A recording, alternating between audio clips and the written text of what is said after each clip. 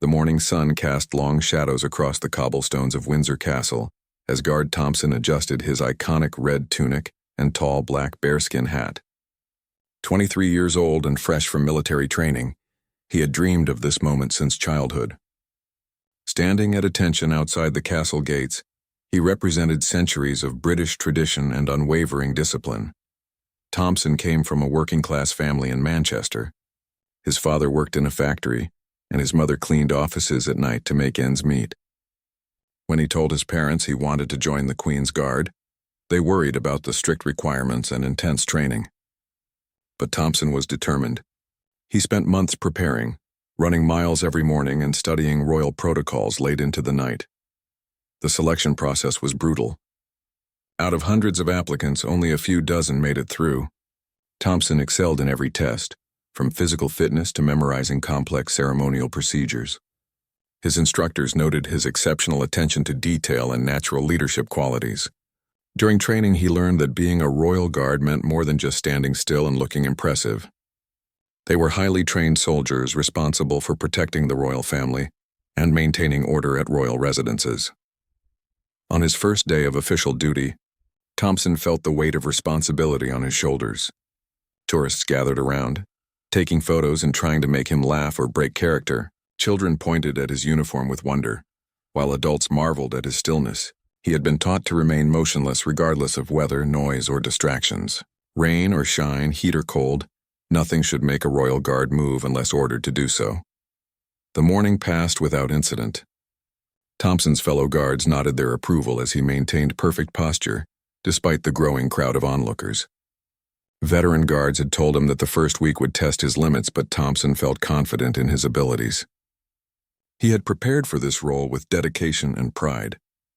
As the afternoon approached, Thompson noticed increased activity around the castle.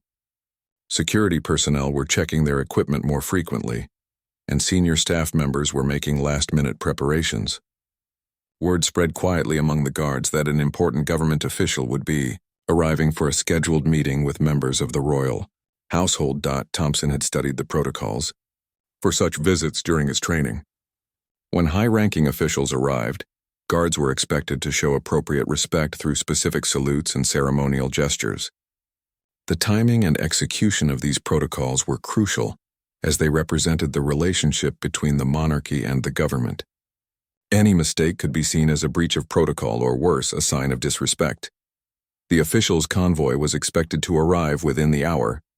Thompson reviewed the procedures in his mind, visualizing each movement and gesture. He thought about his training instructors emphasizing the importance of following orders precisely, regardless of personal feelings or circumstances. The Royal Guard was known worldwide for their discipline and unwavering commitment to duty. As he stood at his post, Thompson reflected on the significance of his role. He wasn't just a soldier in a fancy uniform. He was a living symbol of British heritage and values. Millions of people around the world recognized the distinctive red tunic and bearskin hat as symbols of tradition, stability, and honor.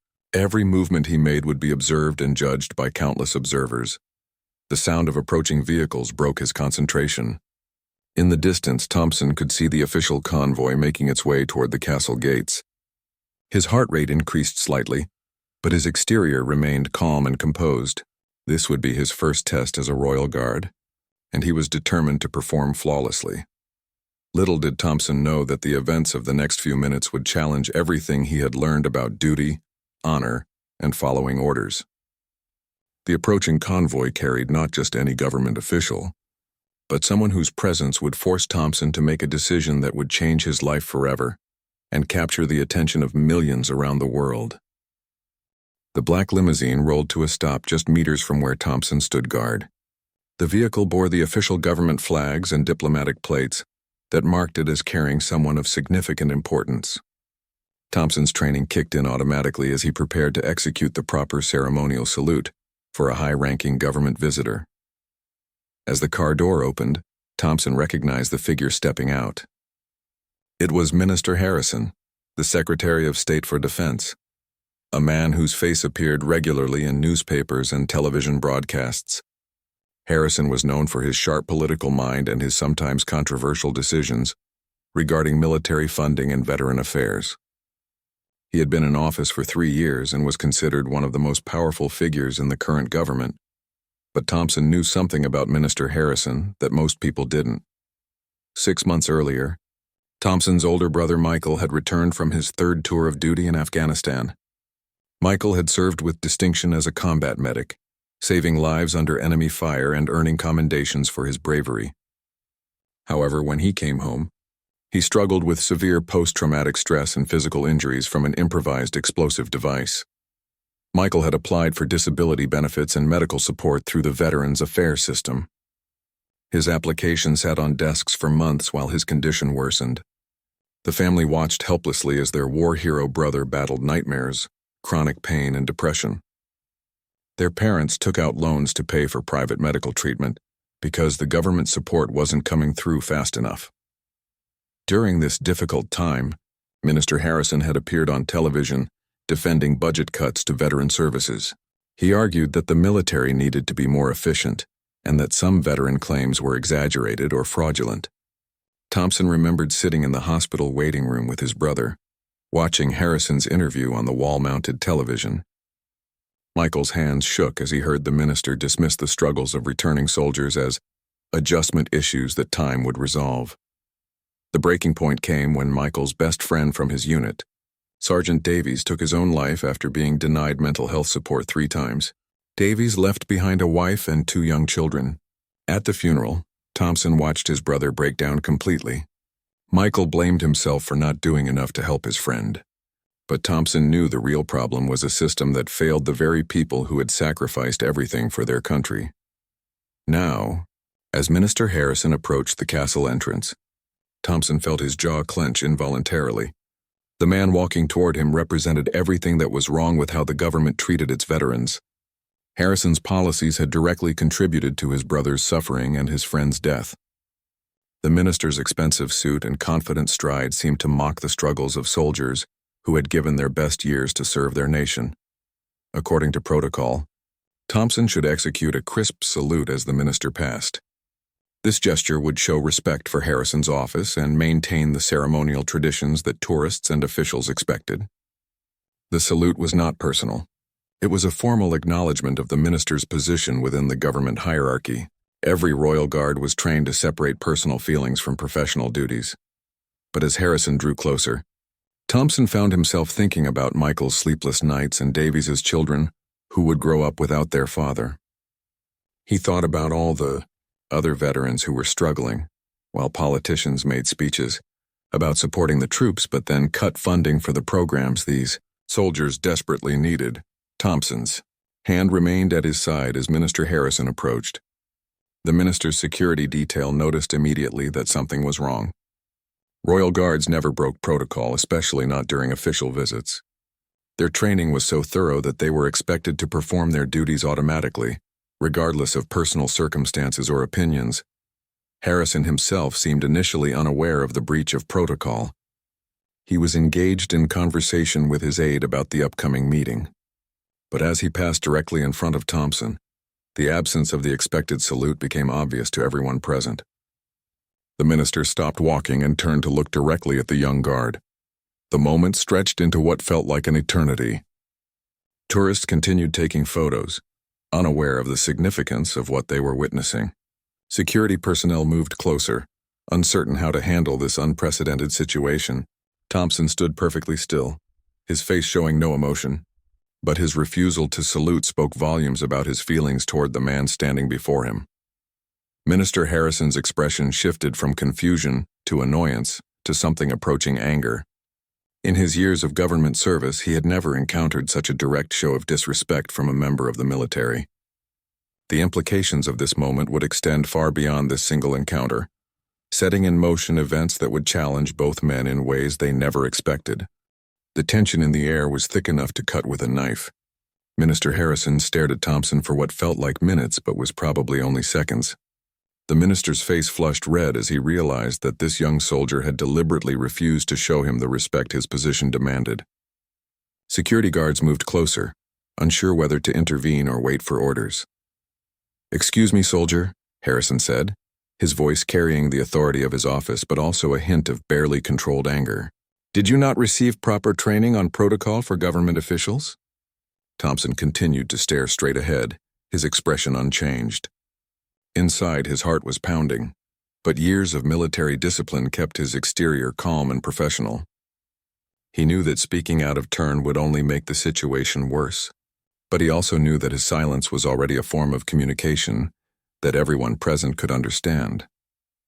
Harrison's aide whispered urgently in the minister's ear, probably suggesting they should continue with their scheduled meeting and deal with this issue later through proper channels. But Harrison seemed determined to address what he saw as an act of insubordination right there on the spot. The minister had built his political career on projecting strength and not backing down from confrontation. "I asked you a question, guard," Harrison said more loudly, drawing the attention of nearby tourists who began to sense that something unusual was happening. Some started taking videos with their phones, capturing what would soon become a viral moment viewed by millions around the world. Thompson's commanding officer, Captain Williams, appeared from inside the castle gates. Williams was a veteran soldier with 30 years of experience, who had seen action in multiple conflicts. He had personally trained Thompson and knew him to be one of the most reliable and disciplined guards under his command. The captain's presence usually meant that someone was in serious trouble. "Is there a problem here, Minister?" Captain Williams asked, his tone respectful but wary. He could see the crowd gathering and the phones recording everything. Any incident involving the Royal Guard would be scrutinized by the media and could reflect poorly on the entire regiment. Harrison pointed at Thompson. "This guard failed to show proper respect when I passed. I want to know if this is how the Royal Guard treats government officials who pay their salaries." Captain Williams looked at Thompson, whose face remained expressionless. The captain knew Thompson's personal history and was aware of his brother's struggles with the veteran affairs system. Williams himself had fought alongside soldiers who later faced similar challenges when they returned home. He understood the conflict between personal feelings and professional duty that his young guard was experiencing. "Guard Thompson," Williams said carefully, "is there any reason you cannot perform your assigned duties today?" This question gave Thompson an opportunity to explain himself or request to be relieved of duty. But Thompson simply replied, "No, sir. I am fit for duty and prepared to carry out all lawful orders." The emphasis on lawful orders was subtle but significant. Thompson was indicating that while he would follow military commands, he was drawing a distinction between military duties and what he saw as optional shows of respect for politicians whose policies he opposed. Minister Harrison caught the implication immediately. "Are you suggesting that showing respect to government officials is not part of your duties, soldier?" Before Thompson could respond, something unexpected happened. An elderly man in the crowd of tourists stepped forward. He was wearing a military veteran's cap and walked with the help of a cane. The man approached the group with the slow but determined pace of someone who had made up his mind to speak his truth. "Excuse me," the veteran said, his voice carrying the authority of age and experience. "I served in the Falklands War and my grandson served in Iraq. I've been watching this young man stand guard here with perfect discipline and honor. If he's choosing not to salute you, Minister, maybe you should ask yourself why." The crowd murmured in agreement. Several other people began to speak up, sharing their own stories about family members who had struggled to get support from veteran services. What had started as a confrontation between a politician and a soldier was turning into something much larger. Harrison found himself surrounded by voices of criticism and support for the young guard.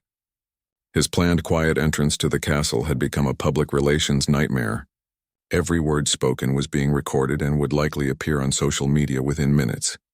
Captain Williams realized that the situation was spiraling out of control. He needed to find a way to diffuse the tension while protecting both his soldier and the dignity of his unit. But as more voices joined the conversation, it became clear that this moment had tapped into something deeper than a simple breach of protocol. Thompson remained at attention throughout the growing discussion around him.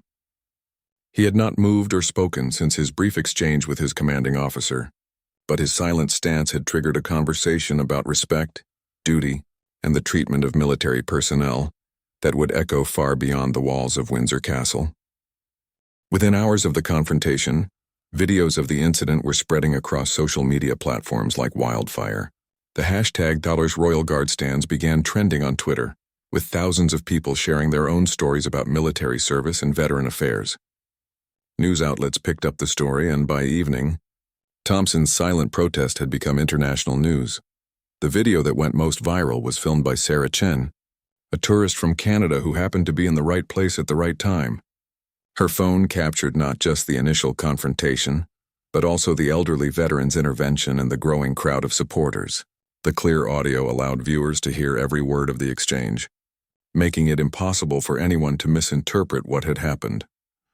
Major news networks began investigating Thompson's background and the reasons behind his unusual behavior.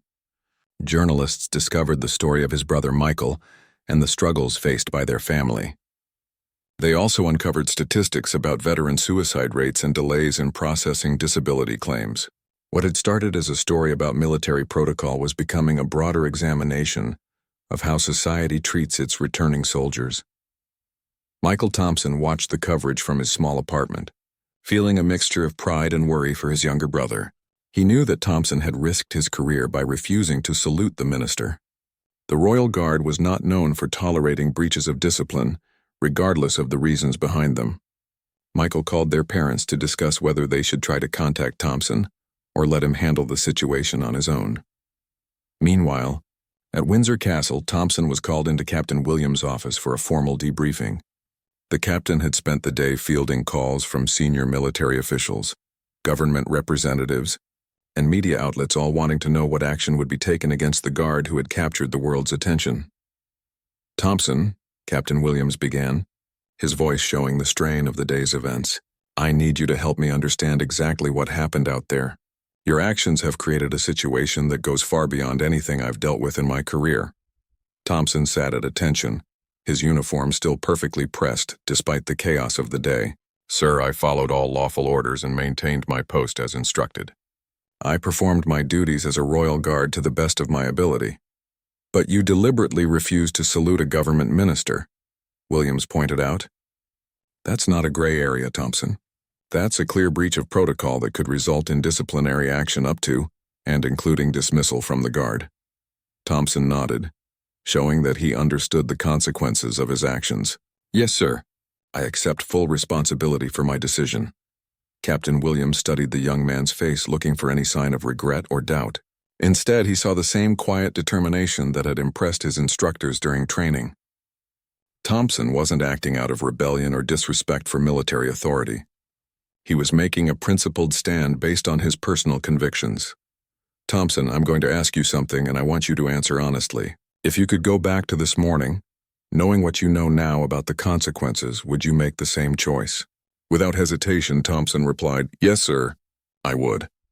The conviction in his voice made Captain Williams realize that this situation required more than standard military discipline. The young guard had become a symbol for thousands of people who felt that their government had failed them. Punishing him harshly would likely create more problems than it would solve. At the same time, Minister Harrison was dealing with his own crisis management.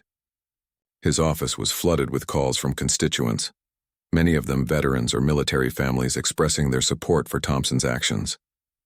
Opposition politicians were calling for investigations into veteran services, and the minister's own party members were suggesting that he needed to address the underlying issues raised by the incident. Harrison's chief of staff, Margaret Foster, had been in politics long enough to recognize when a story had the potential to define or destroy a career. She laid out the situation clearly for her boss during an emergency meeting that evening. "Minister, the polls are already showing movement against us on veteran affairs. The opposition is planning to call for a vote of no confidence if we don't respond appropriately to this situation. We need to turn this around quickly, or it could affect the entire government's standing." Harrison paced his office, frustrated by how a simple castle visit had turned into a political disaster. A soldier refusing to salute is insubordination, plain and simple.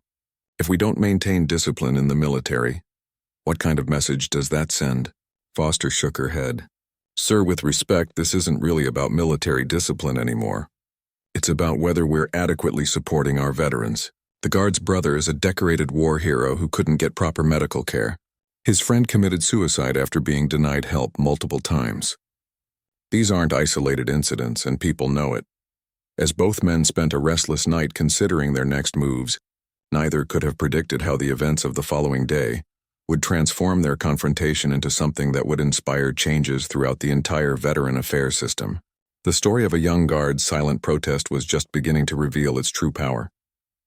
The next morning brought an unexpected development that would change everything. Minister Harrison arrived at his office to find a letter waiting on his desk. The envelope bore the official seal of Buckingham Palace, and the handwritten address indicated that it came from the highest levels of the royal household. Inside was a carefully worded message from the Queen's private secretary, requesting a meeting between the minister and a senior member of the royal family to discuss matters of mutual concern regarding the welfare of military personnel. The letter made it clear that the royal household had been following the events at Windsor Castle with great interest and wanted to ensure that the situation was resolved in a way that honored both military tradition and the well-being of veterans. This development caught Harrison completely off guard. The royal family traditionally stayed out of political controversies, especially those involving government ministers and military personnel. Their intervention suggested that Thompson's protest had resonated at the very highest levels of British society. At the same time, Thompson was experiencing his own surprising turn of events. Captain Williams informed him that he had received calls from veteran organizations across the country offering their support. Military charities were volunteering to provide legal representation if needed, and several retired generals had publicly praised Thompson's character and service record. More importantly, Thompson's brother Michael had received a phone call from the Veteran Affairs Office informing him that his disability claim had been fast-tracked for immediate review. The timing was obviously connected to the media attention surrounding his brother's protest. But Michael didn't care about the reasons as long as he finally got the help he needed. The meeting between Minister Harrison and the royal representative took place in a private room at Buckingham Palace. The Queen's private secretary, Sir Robert Finch, was known for his diplomatic skills and his ability to find solutions to sensitive problems without creating additional controversy. "Minister," Sir Robert began, "Her Majesty is naturally concerned about any situation involving her guards that might reflect poorly on the institution they represent. However, she is equally concerned about the welfare of all military personnel who serve the Crown with distinction." Harrison chose his words carefully. "I appreciate Her Majesty's concern. I hope you understand that maintaining discipline and respect for government authority is essential for the proper functioning of our democratic institutions." Sir Robert nodded. "Of course, but I think we both recognize that this particular situation has revealed some deeper issues that need to be addressed. The young guard in question comes from a military family that has given considerable service to the nation. His concerns about veteran welfare appear to be shared by many others." What happened next surprised Harrison completely. Sir Robert produced a folder containing detailed research on veteran suicide rates, disability claim processing times, and budget cuts to military support services. The royal household had clearly done their homework on the issues that had motivated Thompson's protest. "Minister, what if we could find a way to address the underlying concerns while also maintaining proper military discipline? The guard's actions were inappropriate, but his motivations appear to be honorable. Perhaps there's an opportunity here to turn a negative situation into positive change." Meanwhile, back at Windsor Castle, Thompson continued his duties under intense media scrutiny. Reporters and camera crews had gathered outside the gates, hoping to capture any additional developments in the story. Tourist numbers had actually increased, with many visitors specifically asking to see the guard who wouldn't salute. Thompson maintained his professional demeanor throughout the attention, but privately, he was struggling with the consequences of his actions. He had never intended to become a public figure or to challenge the government publicly. His protest had been a personal moment of conscience, not a calculated political statement. Captain Williams was also feeling the pressure of the ongoing situation. He received daily calls from military leadership asking for updates and guidance on how to handle the unprecedented circumstances. The Royal Guard had never faced a situation where one of their members had become a national symbol for a political cause. The breakthrough came when Minister Harrison made a decision that surprised everyone, including his own staff. Instead of pursuing disciplinary action against Thompson, he announced that he would be launching a comprehensive review of veteran services with a focus on reducing processing delays and improving mental health support. Furthermore, Harrison requested a personal meeting with Thompson to discuss the specific issues that had led to his protest. This was an almost unprecedented gesture from a government minister toward a soldier who had publicly challenged his authority. The announcement sent shockwaves through both political and military circles. Opposition politicians praised the minister's willingness to address the issues, but questioned whether his response was genuine or merely a political calculation. Military officials were relieved that the situation appeared to be moving toward a resolution that wouldn't damage either the government or the armed forces. For Thompson, the minister's response created new challenges. He would now have to face the man he had refused to salute and explain his actions in person. The young guard who had simply wanted to serve his country with honor was about to become part of a conversation that could reshape how Britain treats its military veterans. The stage was set for a meeting that would determine not just Thompson's future, but potentially the future of thousands of veterans who had been waiting for their government to recognize their sacrifices and address their needs. The meeting between Thompson and Minister Harrison took place in a neutral location, the officers' mess hall at the Guards' barracks. Captain Williams was present as an observer, along with Sir Robert Finch representing the royal household's interests.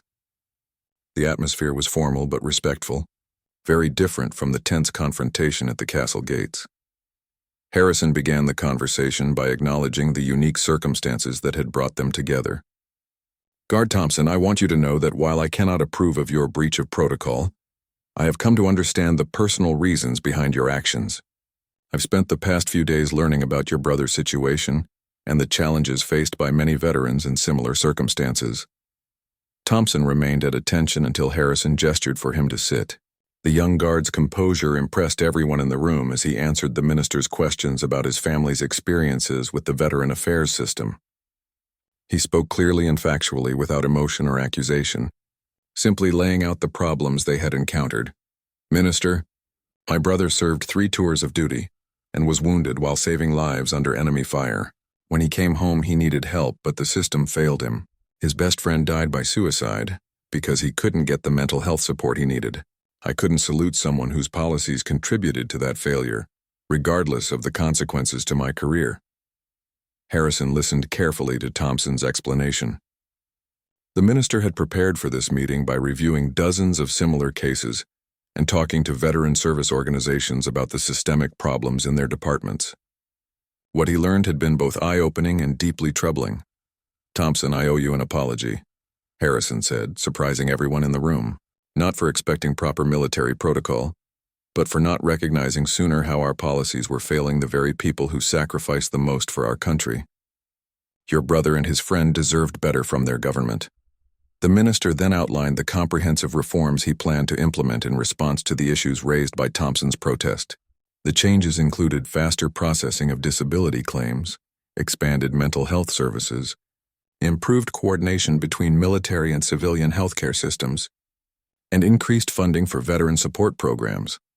More significantly, Harrison announced that he would be creating a new advisory committee consisting of veterans, military families, and service organizations to ensure that future policies truly served the needs of returning soldiers. He asked Thompson if his brother Michael would be willing to serve on this committee, bringing first-hand experience of the challenges veterans face. Thompson's response showed the same quiet dignity that had characterized his protest. "Sir, I believe my brother would be honored to help improve the system for other veterans. That's all we ever wanted, for the government to keep its promises to the people who serve." Captain Williams spoke for the first time during the meeting, addressing the question that everyone had been avoiding. "Minister, what about disciplinary action against Guard Thompson? Regardless of his motivations, he did breach protocol in front of the public and media." Harrison considered this carefully before responding.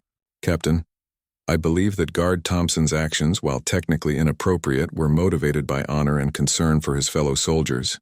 I would consider the matter closed if he is willing to resume normal protocol duties going forward." Thompson nodded his agreement immediately. "Yes, sir. I will perform all duties according to regulations." The meeting concluded with handshakes and mutual expressions of respect. As they prepared to leave, Harrison made one final gesture that would complete the transformation of their relationship. He stopped in front of Thompson and came to attention himself. "Guard Thompson, I want you to know that your service and your family's sacrifices are deeply appreciated by our nation. Would you be willing to accept a salute from your Minister of Defense?" Thompson was visibly moved by this unexpected gesture. He came to attention and executed a perfect salute, which Harrison returned with equal precision.